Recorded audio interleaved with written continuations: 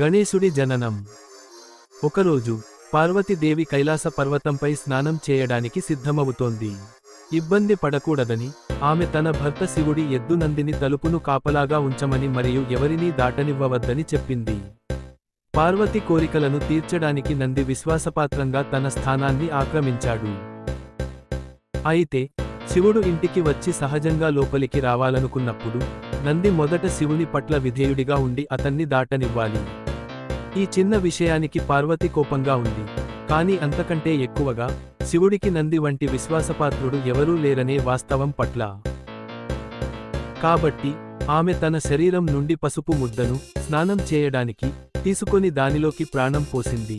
గణేశుడిని సృష్టించి అతన్ని తన స్వంత విశ్వాసపాత్రుడైన కొడుకుగా ప్రకటించింది. తదుపరిసారి పార్వతి స్నానం చేయాలనుకున్నప్పుడు ఆమె గణేశుడిని తలుపును కాపలాగా ఉంచింది. సమయం గడిచే కొద్దీ శివుడు ఇంటికి వచ్చాడు. కాని ఈ వింత బాలుడు తన సొంత ఇంట్లోకి ప్రవేశించలేడని చెబుతున్నాడు. కోపంతో శివుడు తన సైన్యాన్ని బాలుడిని నాశనం చేయమని ఆదేశించాడు. కానీ వారందరూ విఫలమయ్యారు. ఒక దేవత కుమారుడు కావడంతో గణేశుడికి అంత శక్తి ఉంది. ఇది శివుడిని ఆశ్చర్యపరిచింది. ఇది సాధారణ బాలుడు కాదని చూసి సాధారణంగా ప్రశాంతంగా ఉండే శివుడు అతనితో పోరాడాలని నిర్ణయించుకున్నాడు మరియు అతని దైవిక కోపంతో అతను గణేశుడి తలను నరికి వెంటనే చంపాడు. పార్వతి ఈ విషయానికి తెలుసుకున్నప్పుడు ఆమె చాలా కోపంగా మరియు అవమానకరంగా ఉంది. ఆమె మొత్తం సృష్టిని నాశనం చేయాలని నిర్ణయించుకుంది. సృష్టికర్త అయిన బ్రహ్మకు సహజంగానే దీనితో సమస్యలు ఉన్నాయి మరియు అతని కఠినమైన ప్రణాళికను పునఃపరిశీలించమని వేడుకుంది. ఆమె అలా చేస్తానని చెప్పింది. కానీ 2 షరతులు నెరవేరితేనే: 1 గణేశుడిని తిరిగి బ్రతికించడం మరియు 2 అన్ని ఇతర దేవతల ముందు అతన్ని శాశ్వతంగా పూజించడం. ఇప్పుడు చల్లబడిన శివుడు తన తప్పును గ్రహించి పార్వతి షరతులకు అంగీకరించాడు. ఉత్తరాన తలతో పడుకున్న మొదటి జీవి యొక్క తలను తిరిగి తీసుకురావడానికి బ్రహ్మను పంపాడు. త్వరలోనే బ్రహ్మ బలమైన మరియు శక్తివంతమైన ఏనుగు తలతో తిరిగి వచ్చాడు. దానిని శివుడు గణేశుడి శరీరంలో ఉంచాడు. అతనికి కొత్త జీవితాన్ని ఇచ్చి గణేశుడిని తన సొంత కొడుకుగా ప్రకటించి అతనికి దేవతలలో అగ్రగామి మరియు అన్ని గణాలకు జీవుల తరగతులు నాయకుడు అయిన గణపతి హోదాను ప్రసాదించాడు. మొదటి చూపులో ఈ కథ మన పిల్లలకు చెప్పడానికి ఒక మంచి కథలాగా లేదా నిజమైన అర్థం లేని కథలాగా అనిపిస్తుంది. అయితే దాని నిజమైన ఆధ్యాత్మిక అర్థం దాగి ఉంది. దీనిని ఈ క్రింది విధంగా వివరించబడింది. పార్వతీదేవి యొక్క ఒక రూపం పరాశక్తి, సర్వోన్నత శక్తి. మానవ శరీరంలో ఆమె కుండలిని శక్తి రూపంలో మూలాధార చక్రంలో నివసిస్తుంది. మనల్ని మనం శుద్ధి చేసుకుని మనల్ని బంధించే మలినాలను తొలగించినప్పుడు భగవంతుడు స్వయంచాలకంగా వస్తాడని చెబుతారు. అందుకే పార్వతి స్నానం చేస్తున్నప్పుడు పరమాత్మ శివుడు ప్రకటించకుండానే వచ్చాడు.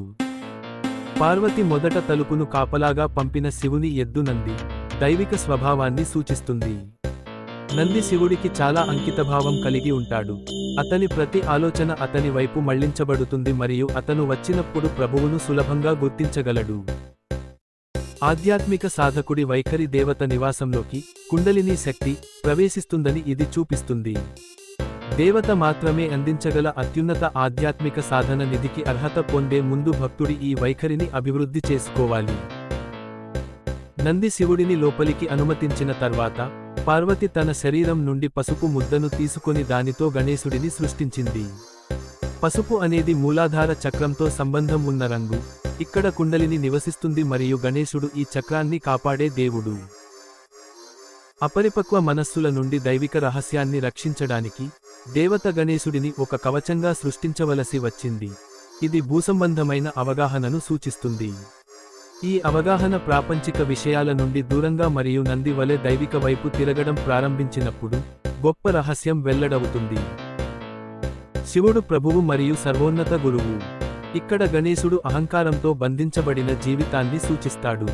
ప్రభువు వచ్చినప్పుడు అహంకార మేఘంలో కప్పబడిన జీవితం సాధారణంగా ఆయనను గుర్తించదు మరియు ఆయనతో వాదించవచ్చు లేదా పోరాడవచ్చు. కాబట్టి గురువు రూపంలో ఉన్న భగవంతుని విధి మన అహంకార తలను నరికివేయడం. అయితే ఈ అహంకారం చాలా బలంగా ఉంది. మొదట గురువు సలహా పనిచేయకపోవచ్చు. ఎందుకంటే శివుని శక్తులు గణేశుడిని అణచివేయడంలో విఫలమవుతాయి. దీనికి తరచుగా కఠినమైన మార్గాలు అవసరం, కానీ చివరికి కరుణామయుడైన గురువు తన జ్ఞానం ద్వారా ఒక మార్గాన్ని కనుగొంటాడు. గణేశుడి అదృశ్యం గురించి తెలుసుకున్న దేవి మొత్తం సృష్టిని నాశనం చేస్తానని బెదిరించింది. అహంకారం చనిపోయినప్పుడు విముక్తి పొందిన ఆత్మ దాని తాత్కాలిక భౌతిక వాహనం అయిన శరీరంపై ఆసక్తిని కోల్పోయి పరమాత్మతో విలీనం కావడం ప్రారంభిస్తుందని ఇది సూచిస్తుంది. భౌతిక ప్రపంచాన్ని ఇక్కడ దేవి ప్రాతినిధ్యం వహిస్తుంది. ఈ అశాశ్వతమైన మరియు మారగల సృష్టి దేవి యొక్క ఒక రూపం. ఈ శరీరం ఆమెకు చెందినది. శివుని మార్పులేని సంపూర్ణత ఆత్మకు చెందినది. అహంకారం చనిపోయినప్పుడు దాని ఉనికి కోసం అహంపై ఆధారపడిన బాహ్య ప్రపంచం దానితో అదృశ్యమవుతుంది. దేవి యొక్క అభివ్యక్తి అయిన ఈ ప్రపంచ రహస్యాలను తెలుసుకోవాలంటే మనం మొదట గణేశుడి ఆశీర్వాదాలను కోరాలని మనకు చెప్పబడింది. శివుడు గణేశుడిని పునరుద్ధరించి అతని తలని ఏనుగు తలతో భర్తీ చేశాడనే వాస్తవం అంటే మనం శరీరాన్ని విడిచిపెట్టే ముందు ప్రభువు మొదట మన చిన్న అహాన్ని పెద్ద లేదా సార్వత్రిక అహంతో భర్తీ చేస్తాడు.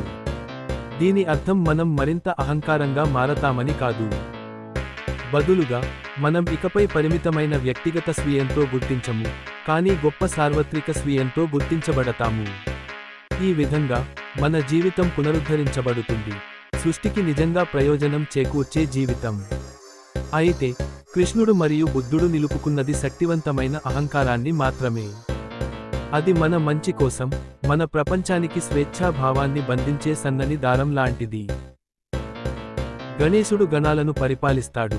కీటకాలు, జంతువులు మరియు మానవుల నుండి సూక్ష్మ మరియు దివ్య జీవుల వరకు అన్ని రకాల జీవులను సూచించే సాధారణ పదం ఇది. ఈ వివిధ జీవులన్నీ సృష్టి ప్రభుత్వానికి దోహదం చేస్తాయి.